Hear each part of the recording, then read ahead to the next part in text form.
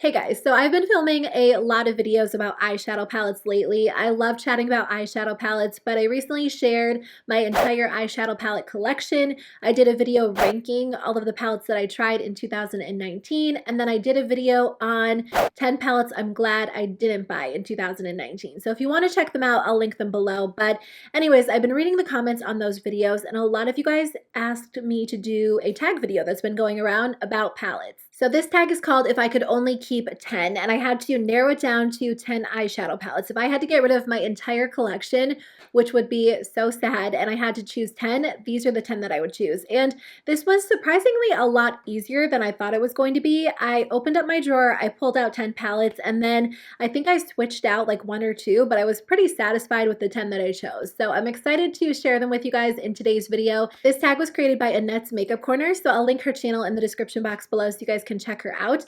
And I would love to hear from you. If you have a smaller collection, what are like the top 3 palettes that you would choose? Let me know. I think it will be so interesting to read your comments, your responses. I don't think I will share these in any particular order because I chose them for different reasons. I have some neutral palettes, some colorful palettes. So let me start with a little bit of an obvious choice, at least obvious if you've been around my channel for a while, but I had to choose the Dose of Colors Friendcation palette. This is one of my all-time favorite palettes. It's definitely in like my top 3, and I just think that it is so much fun to use. It only has 10 shadows in it, but I feel like all of the shadows are just perfect. I love the matte shadows. The metallics are so interesting.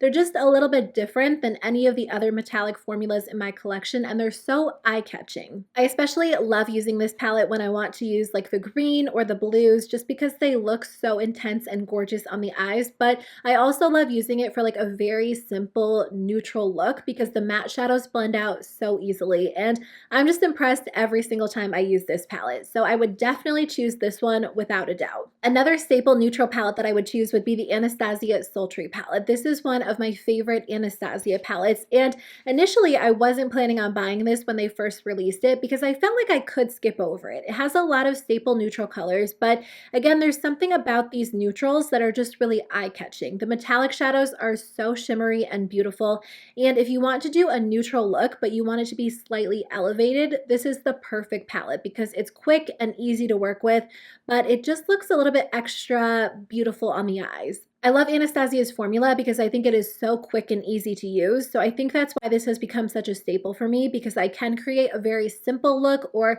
I can kind of do something a little bit more sparkly, a little bit more shimmery, and I just think the shadows look so good together, but also alongside of other palettes. So this is definitely one that I would have to choose as well. I guess I'll share the other Anastasia palettes that I chose as well. I do love Anastasia's like staple formula. It's one of my favorites because it's just easy to work with. And I love the Norvina palette. I told you guys in my palette collection video that I feel like it's a little bit of an underrated palette. And I do like really understated colorful looks. I like really intense, bold looks, but sometimes you just want something a little bit softer. And that's definitely where this palette comes into play. It does have a lot of neutral colors in it, but it also has a lot of pretty like soft pinks and pastel purples, and it's such a fun palette to use if I want to do like a mainly neutral look and add like a soft hint of pink or purple. And I just think that it makes color really approachable and really fun. You don't have to add on like an intense wash of pink and purple. You can get something a little bit softer, a little bit lighter, and I just really enjoy using this one. So I do think that I would have to choose this one as well. The last Anastasia palette is one that you hear me talk about a lot, but you guys know that I love the Anastasia Jackie Aina palette. This was my #1 palette of 2019, and I just love using it. I think the formula is perfect. It's the best Anastasia palette that I've ever tried. The shadows are so rich and pigmented, but really blendable. So if you want something a little bit more bold and intense, but you don't want to sit there and blend for an hour, this is such a perfect palette. So I probably could have chosen 10 different Colourpop palettes alone because Colourpop does make my favorite eyeshadow formula. So if you want to see a part 2 where I just choose 10 Colourpop palettes, let me know because I think that could be fun. But in today's video, I chose 4, which is still a lot, but I think you guys will kind of see why I chose these as I go through them. So the first one is the I Think I Love You palette. This is one of my staple neutral palettes. I wore it today. I'm only wearing 2 eyeshadows today. I just wore this one all over the lid and this one in the crease. I love how I'm talking about like eyeshadow palettes and I have the most basic neutral eyeshadow look on, but I just wanted to do something quick and easy today. But I love this palette. Unfortunately, they did discontinue it. They might have a few options on the website that are somewhat similar, but this is such a staple for me. I wear it all the time. When I don't know what to do or I want something quick and easy or very neutral, this is one of my go-to palettes because you get such a variety of neutral eyeshadows. There are 4 mattes and 8 metallics, and I feel like the matte shadows are perfect for building the majority of the look, like the crease shade, the outer corner, the highlight shade, and then there are a bunch of different metallic shadows to choose from. So I've had this one for a while, but it's been a staple of mine ever since I got it a few years ago. The other Colourpop neutral palette that I chose is their Fame palette. And again, I think they discontinued this one, unfortunately, but this has always been one of my favorites. It comes with cooler toned eyeshadows, and Colourpop tends to do very warm palettes or very colorful palettes, but they don't have a lot of staple neutral cooler toned palettes. And I feel like the number one, not the number one question I get, but like one of the main questions I get is, what is your go-to cool toned neutral palette? And you guys will have to answer that for us because I don't feel like I have a lot of dedicated cool toned neutral palettes, but this is one of them, and unfortunately I don't think it's still available, but I would have to choose it because it is one of my go-tos. Okay, these next 2 Colourpop palettes are still available, so you can get your hands on these ones. The first one is the Disney Villains Misunderstood palette.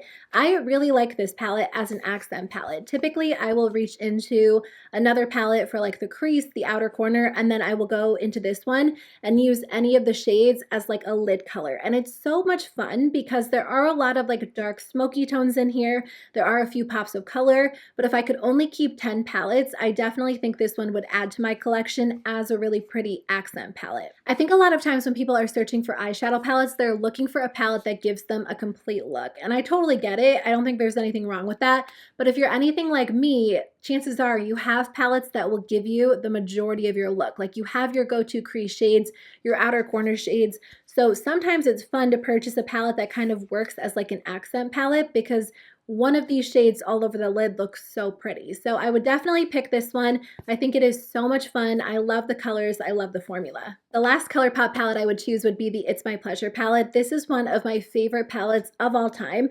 I just think that it is such a gorgeous palette. There are so many pretty colors in here. And while I enjoy the Anastasia Norvina palette because it has subtle pinks and purples, I also like a really intense, vibrant pink and purple look. So that's where this palette comes into play because you get such rich colors in it. The mattes in here are really pretty and blendable and smooth, but I love the metallics. They're so intense and gorgeous all over the eyes, and I just have fun using this palette. Like whenever I use this palette, I get excited and I love how my eyeshadow turns out. So I definitely think this would be a cute little accent palette to add to my collection, but you could also use this one on its own as well. I have 2 more palettes, so I was kind of surprised that I chose this one because I never really considered the Natasha Denona Sunrise palette to be an absolute staple for me. But as I was looking through the palettes that I chose, I realized that I didn't have like a super warm toned palette. And these days I wear a lot of like cool tones, smokier looks, more like colorful looks in general, but not as many intense, vibrant, warm tones. But I do feel like if I could only choose 10, I would want to have one of those palettes. So I chose this one because it is like the perfect sunrise themed palettes. There are gorgeous yellows and pinks, corals, and there are a couple of neutrals as well. As far as like warm toned eyeshadows look, this is one of my favorites. I always like how my look turns out. It's always really intense and rich and vibrant. So that is why I chose this one. So for my last palette, I looked at my collection and I realized that I had some neutrals, I had some colorful shades, but I didn't have any intense, rich, vibrant, colorful shades.